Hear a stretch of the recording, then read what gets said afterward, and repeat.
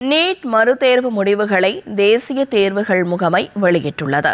இளங்கலை மருத்துவம், பல் மருத்துவம், ஆயுஷ் மற்றும் அது சார்ந்த படிப்புகளில் சேர்வதற்கு 11,21,000 மாணவர்கள் தேர்ச்சி பெற்றுள்ளதாக தேசிய தேர்வுகள் முகமை அறிவித்துள்ளது.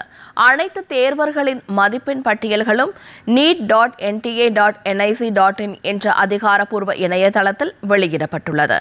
இந்த ஆண்டு நாடு முழுவதும் 551 நகரங்கள் மற்றும் வெளிநாடுகளில் உள்ள 14 நகரங்களில் அமைக்கப்பட்ட 5,440 மையங்களில் மொத்தம் சுமார் 20 லட்சம் தேர்வர்கள் மறுதேர்வை எழுதினர். இதில் பஞ்சாப் மாநிலம் லூதியானாவைச் சேர்ந்த மாணவர் ஆரியன் குப்தா 99.99% மதிப்பெண் பெற்று அகில இந்திய அளவில் முதல் இடத்தை பிடித்துள்ளார். அதேபோன்று ஹரியானாவைச் சேர்ந்த பன்சுல் பன்சால் அதே சதவிகித மதிப்பெண்ணுடன் அகில இந்திய அளவில் 2ஆம் இடத்தை பிடித்தார்.